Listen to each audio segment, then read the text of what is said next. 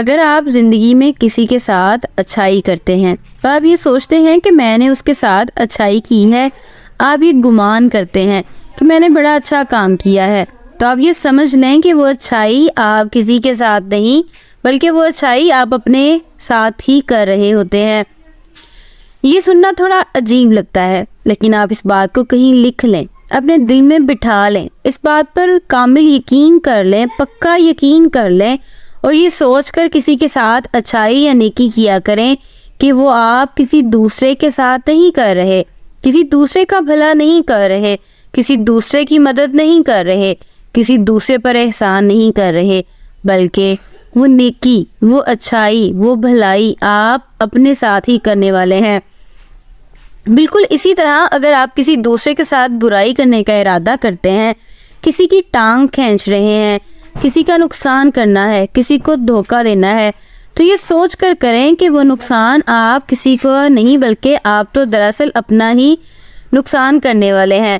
آج تو آپ کو لگے گا کہ آپ نے کسی دوسرے کا ہی نقصان کیا ہے اور آپ کا تو فائدہ ہی ہوا ہے، آج آپ کو یہی لگے گا، لیکن کچھ وقت گزرنے کے بعد، کچھ عرصے کے بعد آپ کو وہ فائدہ نقصان میں ضرور بدلے گا۔ ہو سکتا ہے اس کام میں آپ کو نقصان نہ ہو، لیکن وہ نقصان کہیں نہ کہیں سے کسی نہ کسی طریقے سے پلٹ کر آپ کے پاس ضرور آئے گا۔ کسی گاؤں میں ایک گوالا رہتا تھا، اس کے پاس کافی بھینسیں تھیں، وہ اپنے ہی گاؤں کے لوگوں کو اس کا دودھ بیچا کرتا تھا اور کچھ دودھ کا مکھن تیار کر کے شہر میں موجود ایک بیکری کو سپلائی کرتا تھا۔ 1 کلو مکھن اس بیکری والے کو روزانہ سپلائی کرتا تھا۔ ایک دن بیکری والے کو خیال آیا کہ میں اس گوالے پر کچھ زیادہ ہی اعتماد کرنے لگا ہوں، کافی دنوں سے میں نے اس کے مکھن کا وزن کرنا ہی چھوڑ دیا ہے۔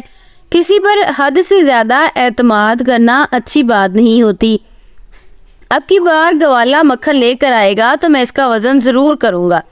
اگلے دن جب اس نے مکھن کا وزن کیا تو اس کی حیرت کی انتہا نہ رہی، مکھن تو 1 کلو سے کافی کم تھا۔ گوالا پتہ نہیں کب سے اسے دھوکہ دیتا آ رہا تھا، جبکہ گوالا یہ بات ماننے کو تیار نہیں تھا۔ اس کا اصرار تھا کہ اس نے مکھن کے وزن میں کبھی کمی نہیں کی، ہمیشہ پورا تول کر ہی مکھن دیا ہے۔ جب بات کسی نتیجے پر نہ پہنچی تو معاملہ قاضی کی عدالت میں چلا گیا۔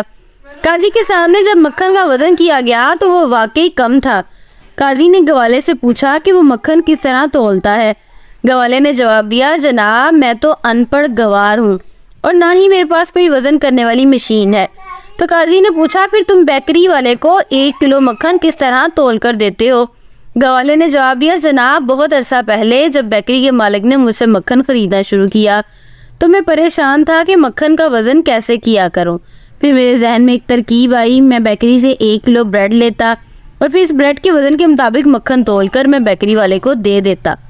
وہ آج تک میں ایسے ہی کرتا رہا۔ اس نے اگر کوئی گناہ گار ہے تو وہ میں نہیں، وہ بیکری کا مالک ہے۔